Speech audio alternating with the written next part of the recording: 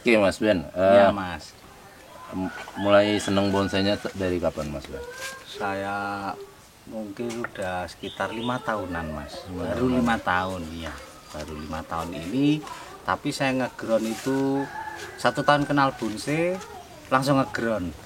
Awalnya ya beli-beli bahan-bahan nggak jelas sama dongkel awalnya.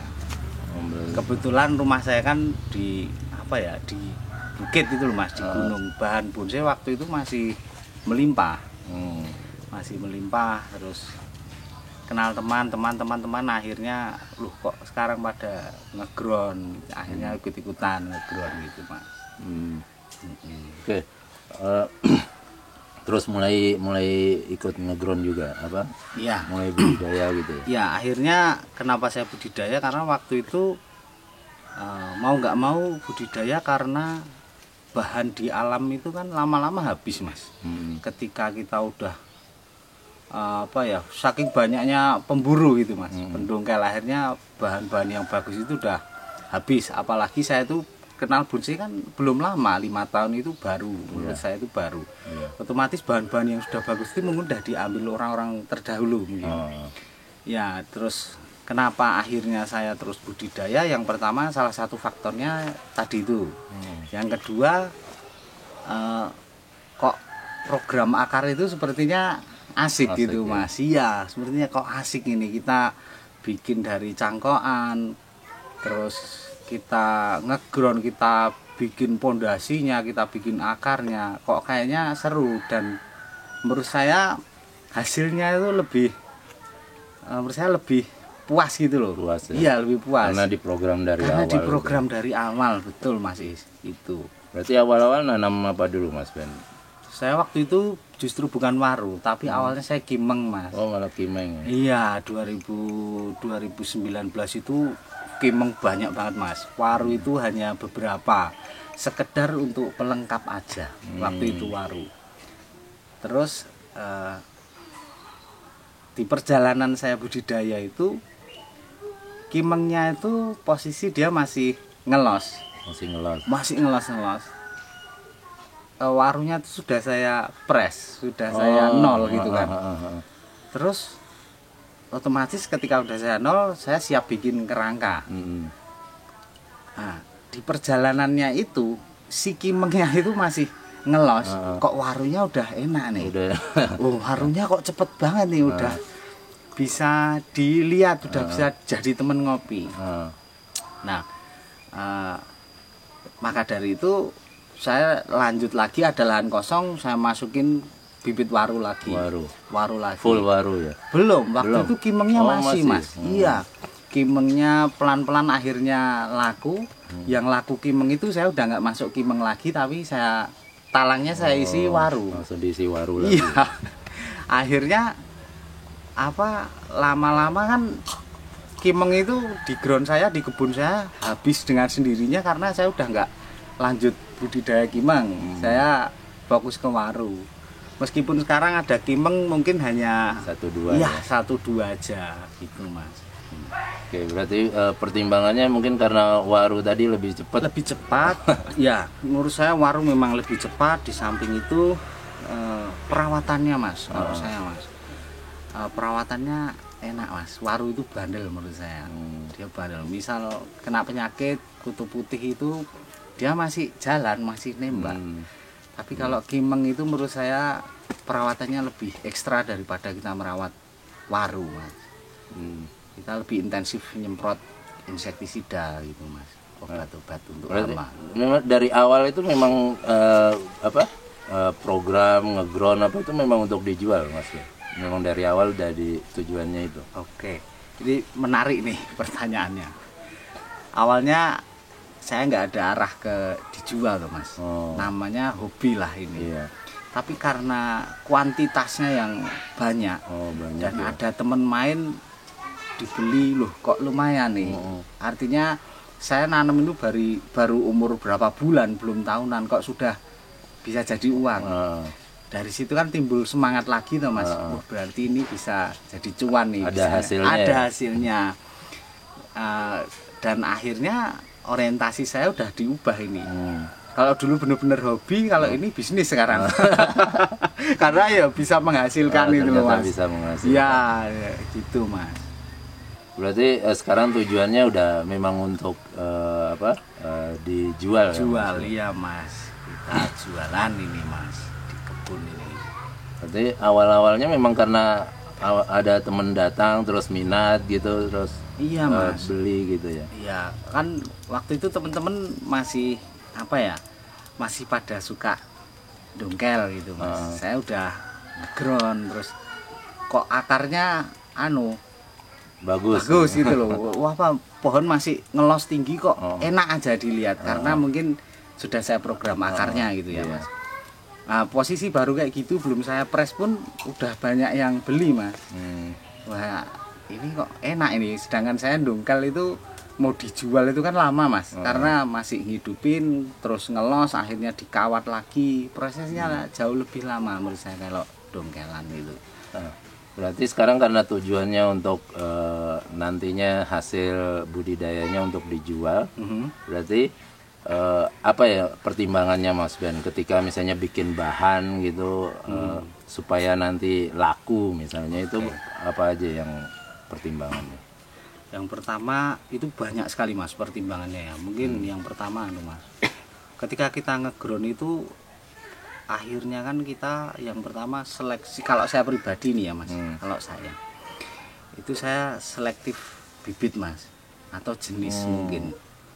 Karena kan saya jualan nih, Mas. Otomatis saya harus selektif milih jenis yang notabene ini pohon ini nggak usah lama-lama bisa jadi bagus. Bisa jadi bagus. Nah, makanya waru ini salah satu jenis yang menurut saya nggak usah lama-lama pun insya Allah bisa cepet jadi itu, Mas, kalau waru. Ya, yang kedua pertimbangannya kita harus lihat pasar, Mas. Pasar itu sekarang gimana toh pohon yang laku keras, istilahnya selera. Dia masih di jenis juga itu berarti. Iya. Berarti lihat apa jenis yang laku di pasaran ya. Bisa. Mungkin lagi ngetren gitu. Ya, lagi ngetren. Kalau itu mungkin nanti saya jawab, Mas. Ini saya lanjut yang soal selera. Selera artinya selera mayoritas yang orang itu tuh suka pohon itu sekarang gayanya seperti apa. Oh, selera pasar untuk Selera gayanya pasar ya. untuk yang laku itu yang kayak gimana sih? Kita harus jeli ke situnya, Mas. Pohon itu sekarang gayanya yang lagi mungkin kalau kita sebut sekarang bogel gitu. Bogel. Ya, kita sebut pohon bogel, pohon cebol. Sekarang kayaknya lagi tren banget, Mas. Jadi saya memang bikinnya yang bogel-bogel, Mas. Bikin yang besar, pendek gitu, Mas. Nah, terus apa? Kalau soal jenis, jawab pertanyaan Mas Is tadi. Soal jenis itu kan menurut saya apapun jenisnya, selama pohon itu dikerjakan menurut selera yang sekarang pasarnya laku itu tetap laku, Mas. Tetap laku, bukan ya? cuman waru, apapun itu menurut saya, apapun lah. Jadi yang paling penting di sini kan berarti gaya dan konsepnya sebuah pohon supaya laku, menurut saya gitu, Mas. Dan kalau kita lihat juga misalnya tadi Mas Ben ngomong bogel itu juga kalau ngomong gayanya ya tetap formal ya, Mas Ben? Ya, artinya gayanya tetap formal, tapi kita paksa pohon itu menjadi benar-benar pendek dan besar ya. Besar ya. Bogel itu kalau menurut saya ya, misalnya ini kalau menurut saya pohon ini misalnya segede gini, ini buat medium bagus nih. Tapi saya cari tantangan, Mas. Pohon segede gini kita bikin small gimana? Bikin small ya. Itu kan artinya nanti kok orang tuh akhirnya melihat ini pohon ini gede banget tapi kok small. Sedangkan dengan besar batang segitu dibikin medium pun bisa. Tapi kan tantangan kita tuh serunya di situ, Mas. Ini pohon segede ini kita bogelin tuh gimana gitu. Ya itu. Artinya bogel nggak sekedar bogel, jadi bogel tapi besar gitu, Mas. Bukan pendeknya tapi bogelnya itu, Mas. Nah, untuk mencapai membuat bogel itu, Mas Ben, biasanya yang dikerjakan apa aja itu? Misalnya tujuannya kan gimana supaya batang bawahnya besar gitu kan? Nah, itu apa aja yang dikerjakan supaya jadi pohon itu jadi bogel dengan misalnya dari bibit yang sama, yang biasa seperti itu. Oke, Nek. Kalau saya selama mengerjakan di kebun itu ya teknisnya, treatmentnya tetap pohon itu saya pecah batang. Pecah batang. Ya. Saya tata akarnya supaya pohon itu pecah batang itu kan ketika nanti pecahnya itu udah nutup, dia sebenarnya memunculkan karakter mas. Karena bekas luka sayatannya itu mas. Kita pecah batang, misal pun nggak pecah batang nggak masalah. Yang penting di sini kalau kita mau bikin bugel, tahap pertama pengenolan mas, pengepresan. Pengepresan ya kita benar-benar harus punya nyali benar-benar pendek mas. Iya kan mas. Iya, misal pohon setinggi ini, mungkin kalau kita bikin tinggi segini pun udah enak dengan besar segini. Tapi tantangan kita tuh bikin pendek lagi, punya nyali nggak untuk motong segini nih. Iya. Sedangkan di atas sebenarnya diranting pun bisa. Ya jadi kita memang harus apa ya, nyalinya itu tadi mas, bikin pendek bugel, dan akhirnya kita bikin kerangkanya di situ mas, yang bikin agak lama mungkin di situ karena nutup bekas lukanya yang besar biasanya mas. Tuh. Nah, untuk bikin bogel seperti itu kan misalnya tadi sampai misalnya tega ngepres pendek untuk bikin bogel itu, kita kan harus yakin bahwa di situ ada mata tunas mas Ben. Berarti pemilihan bibit di awal juga itu penting sekali ya. Betul mas. Kalau saya pribadi memang seperti yang pernah diliput di konten Mas Is itu, saya punya prinsip ketika kita mau bikin bonsai yang bagus, ya bibitnya kalau bisa yang prospek. Bibit yang prospek itu yang kayak gimana? Kalau bisa yang mata tunasnya, ruasnya itu rapat. Ketika nanti pengenolan pendek itu kita udah nggak pusing tunasnya di mana. Meskipun tunas itu kan ketika tidak ada bisa kita sambung sisip. Tapi alangkah baiknya ketika kita mau nanam bibit cari yang ruasnya rapat. Ya, biar nggak kerja dua kali aja mas. Walaupun kita ngepres kita yakin di situ ada mata tunas. Iya betul. Nanti pasti ada calon cabang. Calon cabang. Oke Mas Ben, nah ini kan kita ngomong budidaya. Mas Ben tahu kita teman-teman di Jogja sekarang budidayanya juga luar biasa luas-luas. Nah itu saya yang sering ditanya Mas Ben, apa nanti jualnya kemana gitu. Kadang mereka ngelihat ini nanam 3 hektar, yang itu 1 hektar, jualnya gimana gitu kadang. Terus ada salah satu video saya juga yang Mas Ismail itu ditanya apa komentar, kok kan cerita sukses jual kemudian sampai beli tanah itu apa jualnya kemana gitu loh, kok bisa semudah itu kayaknya, yang mungkin kalau di sama teman-teman yang nonton kok kayaknya enak banget, berani banget misalnya, apalagi hektaran ya. Apalagi hektaran. Nah itu Mas Ben sendiri gimana untuk biasanya penjualan? Saya menyikapi komentar orang seperti itu ya ini mas, kadang jawabannya tapi lucu mungkin. Nah, prinsip saya nanam, saya usaha, pasti ada yang beli wes. Itu prinsip dasar orang mungkin kayak gitu ya mas. Tapi kalau pertanyaannya akhirnya menjurus ke situ, mungkin kita harus lebih detail juga toh mas jelasin. Iya, maksudnya yang ditanya cara jualnya seperti apa, lewat online atau nanti nunggu temennya datang baru beli, atau ada pemborong atau tengkulak gitu, gimana biasanya di bonsai? Kalau saya pribadi, bonsai itu kan luas sekali ya mas. Apa penikmatnya itu mungkin luas sekali.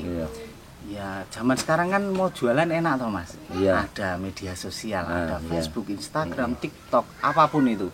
Jadi kalau mau laku ya menurut saya rajin-rajin posting. Rajin posting aja. Karena ketika posting itu tuh menurut saya orang jadi tahu, oh ini jualan, oh ini barangnya bagus, ternyata ini stoknya banyak. Jadi kita rajin-rajin posting aja kalau itu mas. Rajin-rajin posting, dan menurut saya ketika sudah laku, yang sulit itu apa mas? Konsisten. Akhirnya konsisten itu barang nggak kehabisan dan kualitasnya tetap sama bagusnya. Nah, berarti kita ngomongin yang penjualannya dulu. Berarti selama ini Mas Ben cuma menggunakan sosial media seperti itu ya? Kalau di marketplace apa misalnya yang kayak Shopee, mungkin teman-teman juga ada mas. Ada yang di mulai Shopee itu ada, di marketplace juga ada. Tapi terus terang ini teman-teman saya semenjak diliput Mas Is itu penjualan pesat. Penjualan meningkat Ya, ini ya, salah satunya alhamdulillah mungkin ini. karena dari liputan orang jadi kenal. Kenal, ya, alhamdulillah Mas. Oke, itu juga saya sempat jawab seperti itu Mas Ben. Karena setahu saya teman-teman yang memang pembudidaya itu ya saya lihat ya cuman posting-posting di media sosial, di Facebook, di timelinenya sendiri atau enggak di grup-grup jual beli bonsai itu kan saya lihat seperti itu aja. Kalau misalnya artinya untuk menemukan pembeli itu kebanyakan memang lewat media sosial. Iya, media sosial. Iya Mas. Akhirnya kan lebih mudah dikenal. Lebih mudah dikenal. Artinya kita posting terus aja nanti siapa tahu ada yang minat Itu, gitu kan. Mas. Oh ini kok bahannya bagus dijual apa Mas. enggak misalnya seperti itu. Biasanya kontak-kontakannya juga mulai dari media sosial itu ya. Iya, akhirnya nanti lanjut ke kontak pribadi, WhatsApp itu Mas. Akhirnya gitu. Nah, pengalaman Mas Ben misalnya untuk yang sudah pernah beli, saya yakin udah banyak yang pernah beli sama Mas Ben. Itu ada nggak kemungkinan orang itu misalnya beli jumlahnya banyak atau dia datang lagi beli lagi seperti itu, pengulangan seperti itu ada nggak? Banyak Mas. Alhamdulillah teman-teman yang beli tempat saya kemarin mungkin saat itu beli cuma 1 atau 2. Ketika barang sampai di sana mungkin ternyata kok besar, ternyata kok lebih bagus dari foto biasanya dari foto. Gitu. Lebih bagus dari asli. Dari asli. Ya. Padahal kadang foto lebih bagus dari aslinya. Iya, tapi ini Mas. ternyata aslinya lebih bagus dari fotonya. Ya. Dan akhirnya yang pembeli tadi, Mas saya cocok dan beli lagi Mas. Alhamdulillah. Nah di situ tuntutan saya ya saya harus konsisten toh Mas. Konsisten dalam arti bikin barang yang kualitasnya bagus. Iya.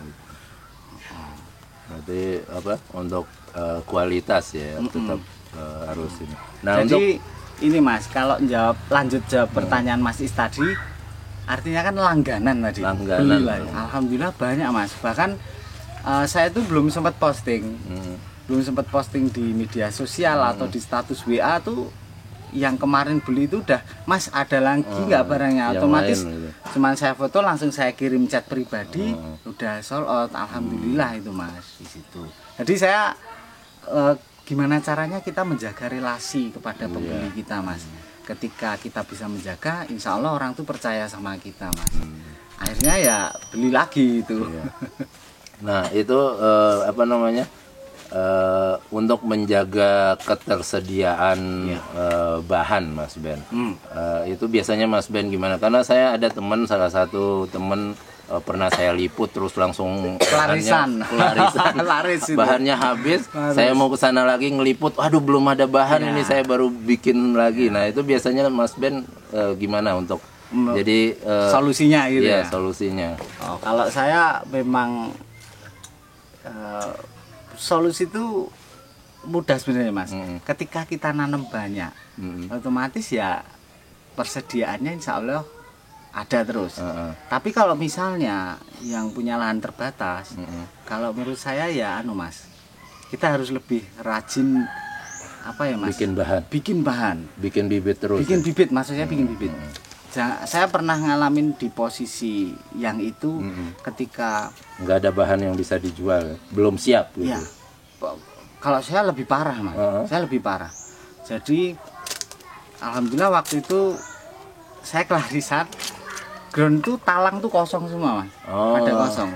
Artinya saya nggak prepare nyiapin bibit. Nah itu maksud pertanyaan saya ketika tadi. Ini laku nih, talang ini kan kosong. Artinya saya tuh udah ready di polybag untuk saya di situ. Kalau ini saya ambil, saya jual, saya boro-boro ngisi, bibit aja belum ada. Ya itu, gitu. Maksudnya itu Mas. Saya pernah di titik itu Mas. Berarti sarannya Mas Ben gimana? Saran saya, kalau saya tetap ada bahan kita kan dibudidaya terus. Artinya pohon tuh tinggi-tinggi, ngelos. Kalau bisa dicangkok terus Mas. Ya kita restock bibit terus.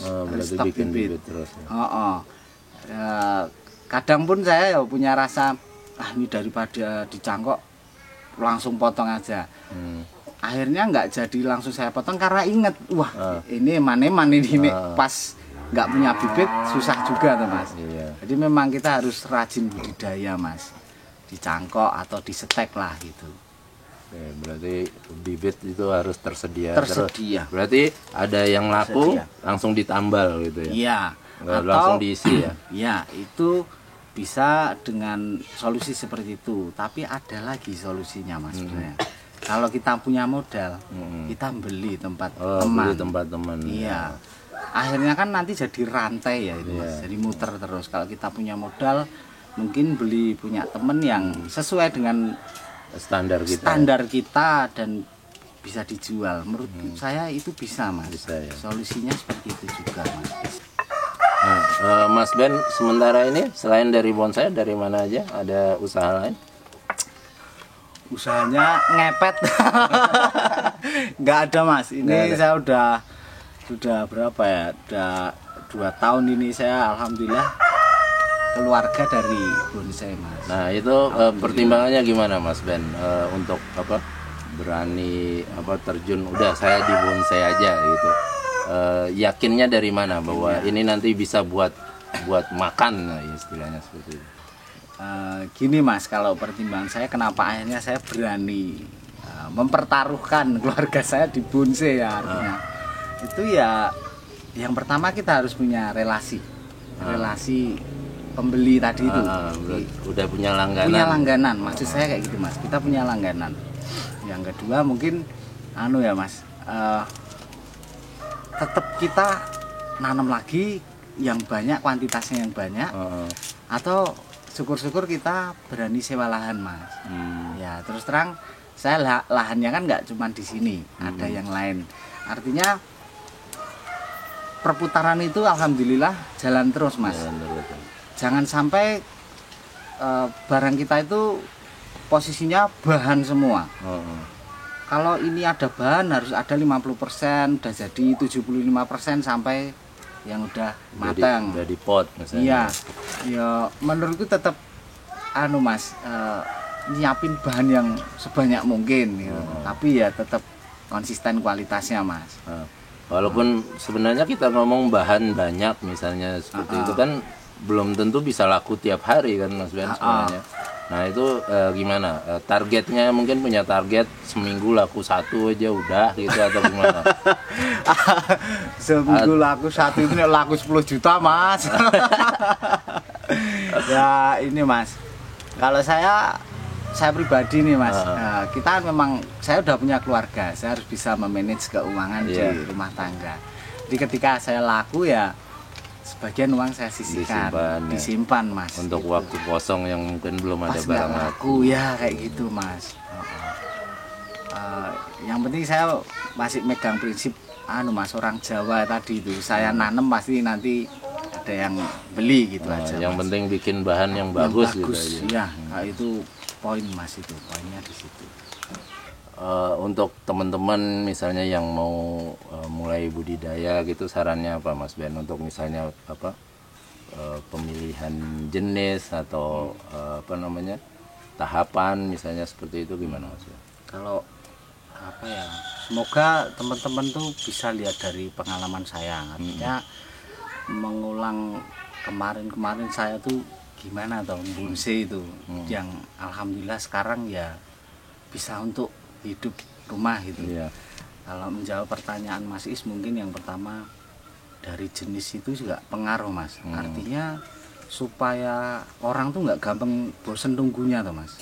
Kalau waru itu kan relatif lebih cepat, otomatis nanti tuh ya cepat bisa dijual. Ya jadi saya takutnya tuh kalau teman-teman mau buka lahan ground yang jenisnya itu lama, nanti akhirnya tuh di perjalanan dia ngeground tuh bosen nunggunya Mas. Ya kan sayang Mas, toh mau ngeground itu ya kita butuh biaya lumayan awalnya itu Mas, gitu kan.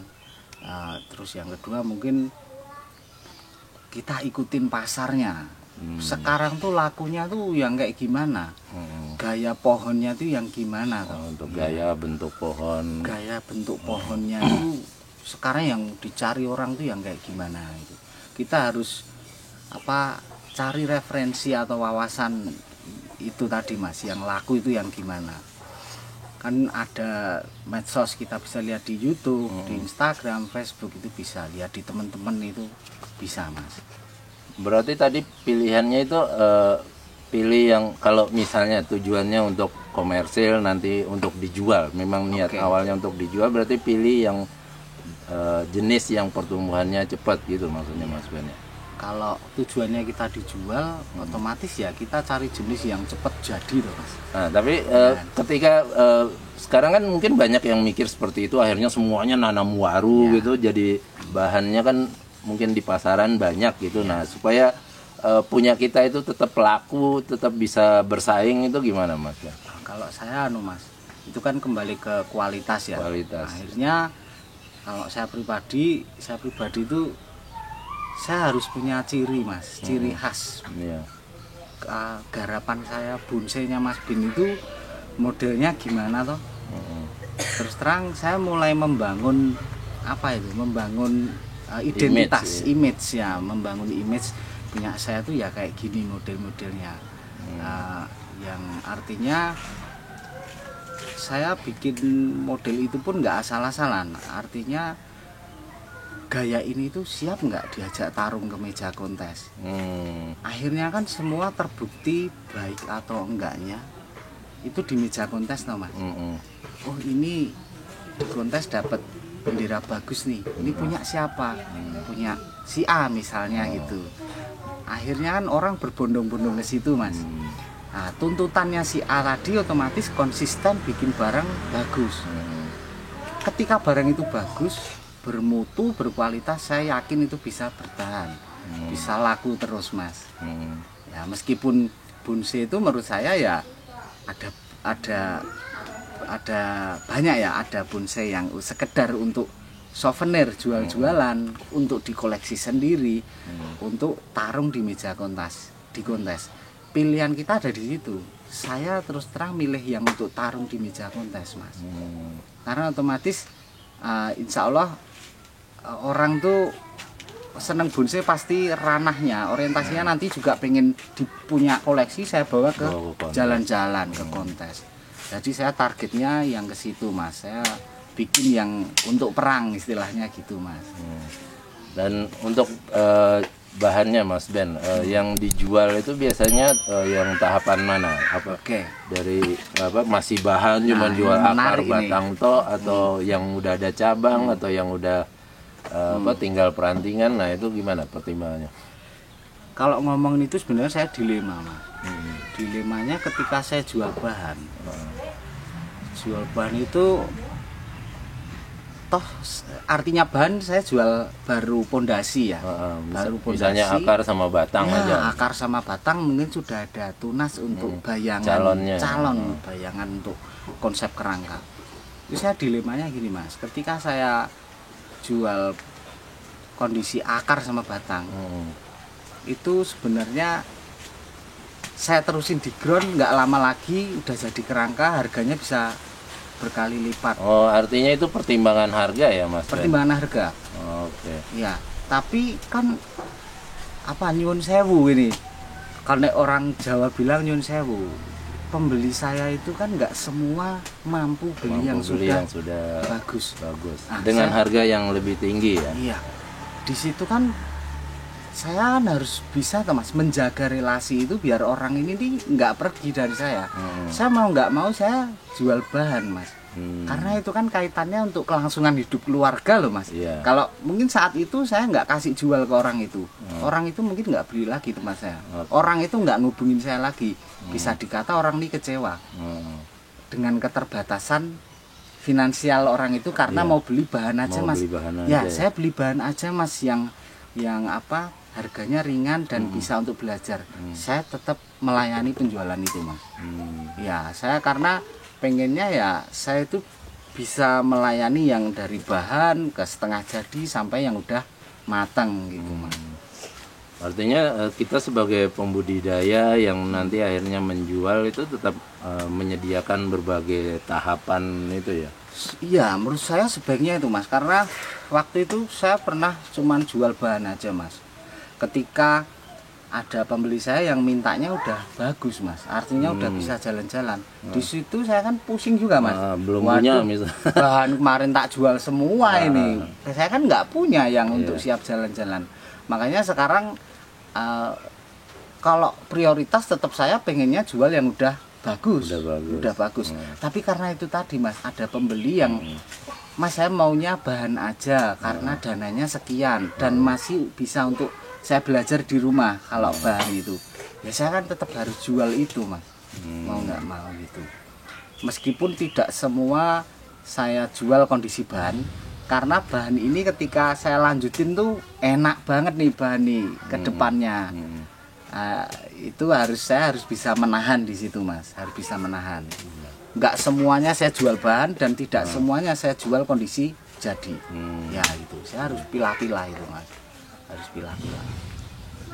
Oke, untuk ini Mas Ben, kadang kan Mas Ben kadang jual yang mungkin masih di ground itu terus baru didongkel terus dikirim. Nah itu biasanya penanganannya gimana supaya aman sampai tempatnya gitu. ya. Itu gimana Mas? Kalau saya yang paling penting itu media untuk pengiriman Mas. Medianya itu kalau saya pakainya kokopit. Untuk yang baru dongkel gitu. Kokopit itu biasanya apa itu? Sabut kelapa giling gitu ya. Nah itu kan kita kasih air sedikit, sekedar lembab aja, terus kita packing, kita kirim. Berarti aman. Dibungkus bagian akarnya bungkus itu. Pakai lakban Mas, kokopit. Itu pengalaman saya pernah waktu itu delay ngirim ke mana itu Bangka Belitung. Saya lupa namanya Mas, sorry. Itu harusnya sampai sana itu cuman kalau nggak salah estimasinya itu cuman 8 hari. Tapi karena delay bareng tahun baru kalau nggak salah itu sampai sana sekitar 18 hari Mas. Lebih kayaknya. Sampai sana aman, malah di tempat si pembelinya udah tunas. Udah terubus ya. Lah orangnya kan kaget Mas, malah subur ini di dalam packingan. Ya apa nggak usah dikeluarin aja. Hati kurang panas layu. Oke, berarti itu penanganan untuk yang apa misalnya baru dongkel. Ya. Nah kalau yang misalnya posisinya sudah di pot gitu, apa dikirim sama medianya apa gimana Mas? Kalau saya misal dia udah pohon itu udah ada di pot, cukup lama waktunya, otomatis serabutnya banyak. Itu apa persentase hidup lebih besar lagi. Kong dari ground aja yang akar dominan saya press saya kirim aja aman.